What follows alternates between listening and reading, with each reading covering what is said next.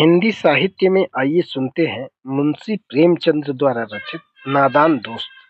विशेष आग्रह, अगर आपको हमारी कहानी पसंद आती है तो कृपया लाइक शेयर सब्सक्राइब अवश्य करें। धन्यवाद। केशव के घर में कार्निस के ऊपर एक चिड़िया ने अंडे दिए थे। केशव और उसकी बहन श्यामा दोनों बड़े ध्यान से चिड़ियों को आते जाते देखा करते। सवेरे दोनों आंखें मलते कार्निस के सामने पहुंच जाते और चिड़ा या चिड़िया दोनों को वहां बैठा पाते।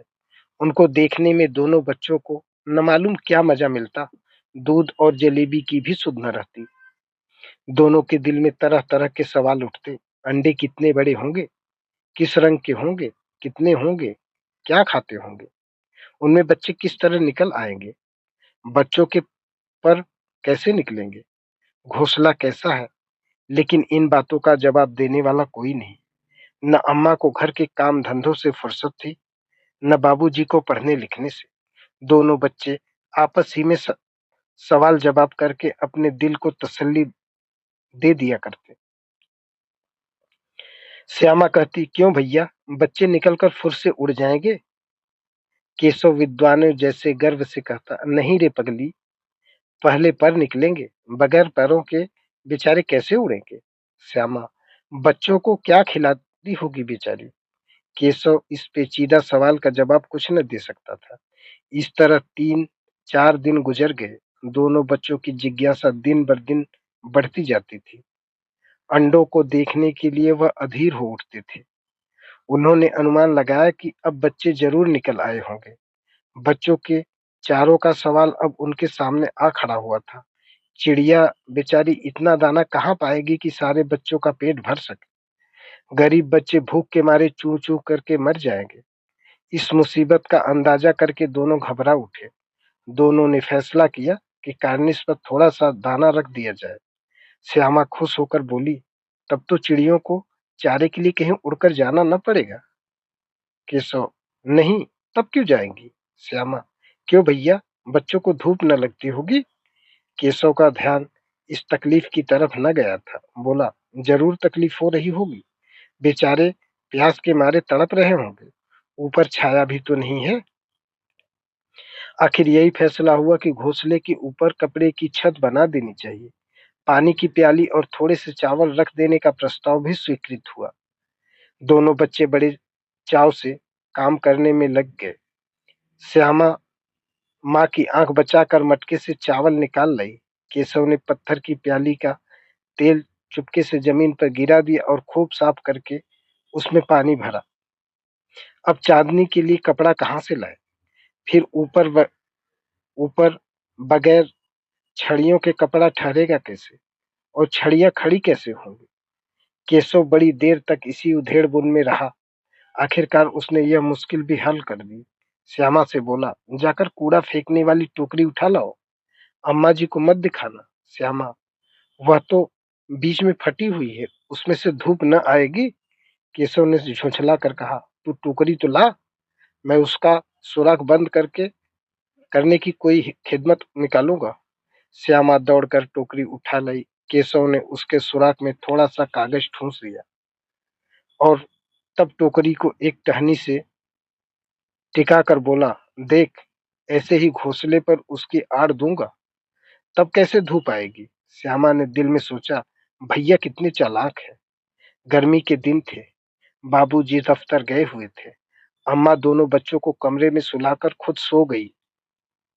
लेकिन बच्चों की आंखों में आज नींद कहाँ। अम्मा जी को बहकाने के लिए दोनों दम रोके आंखें बंद किए मौके का इंतजार कर रहे थे। ज्यों ही मालूम हुआ कि अम्मा जी अच्छी तरह सो गई, दोनों चुपके से उठे और बहुत धीरे से दरवाजे की सिटकिनी खोलकर बाहर निकल आए। अंडों की हिफाजत करने की तैयारियां होने लगी। केशव कमरे में से एक स्टूल उठा लाया, लेकिन जब उससे काम न चला तो नहाने की चौकी लाकर स्टूल के नीचे रखी और डरते डरते स्टूल पर चढ़ा। श्यामा दोनों हाथों से स्टूल पकड़े हुए थी। स्टूल को चारों टांगे बराबर न होने के कारण जिस तरफ ज्यादा दबाव पड़ता था, जरा सा हिल जाता था। उस वक्त केशव को कितनी तकलीफ उठानी पड़ती थी, यह उसी का दिल जानता था। दोनों हाथों से कार्निश पकड़ लेता और श्यामा को दबी आवाज से डांटता, अच्छी तरह पकड़ वरना उतर कर मारूंगा। मगर बेचारी श्यामा का दिल तो ऊपर कार्निश पर था। बार बार उसका ध्यान उधर चला जाता और हाथ ढीले पड़ जाते। केशव ने ज्यों ही कार्निश पर हाथ रखा, दोनों चिड़िया उड़ गई। केशव ने देखा कार्निश पर थोड़े से तिनके बिछे हुए हैं और उस पर 3 अंडे पड़े हैं। जैसे घोंसले उसने पेड़ों पर देखे थे, वैसा कोई घोंसला नहीं है। श्यामा ने नीचे से पूछा, कई बच्चे हैं भैया? केशव, 3 अंडे हैं, अभी बच्चे नहीं निकले। श्यामा, जरा हमें दिखा दो भैया, कितने बड़े हैं? केशव, दिखा दूंगा, पहले जरा चिथड़े तो ला, नीचे बिछा दूं। बेचारे अंडे तिनकों पर पड़े हैं। श्यामा दौड़कर अपनी पुरानी धोती फाड़कर एक टुकड़ा लाई। केशव ने झुककर कपड़ा ले लिया, उसके कई तह करके उसने एक गद्दी बनाई और उसे तिनकों पर बिछाकर तीनों अंडे उस पर धीरे से रख दिए। श्यामा ने फिर कहा, हमको भी दिखा दो भैया। केशव, दिखा दूंगा, पहले जरा वह टोकरी तो दे, ऊपर छाया कर दूं। श्यामा ने टोकरी नीचे से थमा दी और बोली, अब तुम उतर जाओ, मैं भी देखूंगी।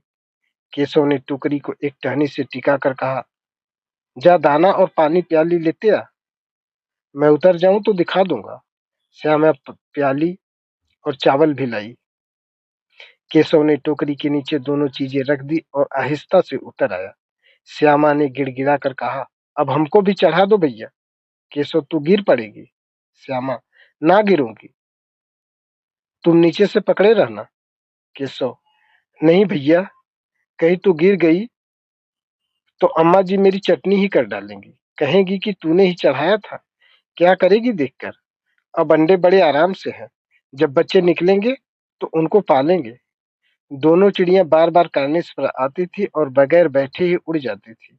केशव ने सोचा, हम लोगों के डर के मारे नहीं बैठती। स्टूल उठाकर कमरे में रख आया, चौकी जहां थी वहां रख आया। श्यामा ने आंखों में आंसू भरकर कहा, तुमने मुझे नहीं दिखाया, मैं अम्मा जी से कह दूंगी। केशव, अम्मा जी से कहेगी तो बहुत मारूंगा, कह देता हूँ। श्यामा, तो तुमने मुझे दिखाया क्यों नहीं? केशव, और गिर पड़ती तो एक सर के 4 सर हो जाते। श्यामा, हो जाने दो, देख लेना, मैं कह दूंगी। इतने में कोठरी का दरवाजा खुला और अम्मा ने धूप से आंखों को बचाते हुए कहा, तुम दोनों बाहर कब निकल आए? मैंने कहा था ना कि दोपहर को न निकलना। किसने किवाड़ खोला? किवाड़ केशव ने खोला था, लेकिन श्यामा ने माँ से यह बात नहीं कही। उसे डर था कि भैया पिट जाएंगे। केशव दिल में कांप रहा था कि कहीं श्यामा कह न दे अंडे न दिखाए थे। इससे अब उसको श्यामा पर विश्वास न था। श्यामा सिर्फ मोहब्बत के मारे चुप थी या इस कसूर में हिस्सेदार होने की वजह से, इसका फैसला नहीं किया जा सकता। शायद दोनों ही बातें थी। माँ ने दोनों को डांट डपट कर फिर कमरे में बंद कर दिया और आप धीरे धीरे उन्हें पंखा झलने लगी। अभी सिर्फ 2 बजे थे, बाहर तेज लू चल रही थी। अब दोनों बच्चों को नींद आ गई थी। 4 बजे यकायक श्यामा की नींद खुली। किवाड़ खुले हुए थे। वह दौड़ी हुई कार्निस के पास आई और ऊपर ऊपर की तरफ ताकने लगी। टोकरी का पता न था। संयोग से उसकी नजर नीचे गई और वह उल्टे पांव दौड़ती हुई कमरे में जाकर जोर से बोली, भैया, अंडे तो नीचे पड़े हैं, बच्चे उड़ गए। केशव घबराकर उठा और दौड़ा हुआ बाहर आया तो क्या देखता है कि तीनों अंडे नीचे टूटे पड़े हैं और उनसे कोई चूने की सी चीज बाहर निकल आई है। पानी की प्याली भी एक तरफ टूटी पड़ी है। उसके चेहरे का रंग उड़ गया। सहमी हुई आंखों से जमीन की तरफ देखने लगा।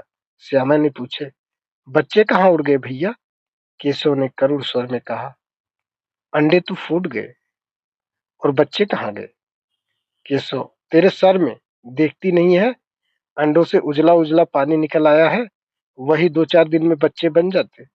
माँ ने सोटी हाथ में लिए हुए पूछा, तुम दोनों वहां धूप में क्या कर रहे हो? श्यामा ने कहा, अम्मा जी, चिड़िया के अंडे टूटे पड़े हैं। माँ ने आकर टूटे हुए अंडों को देखा और गुस्से से बोली, तुम लोगों ने अंडों को छुआ था?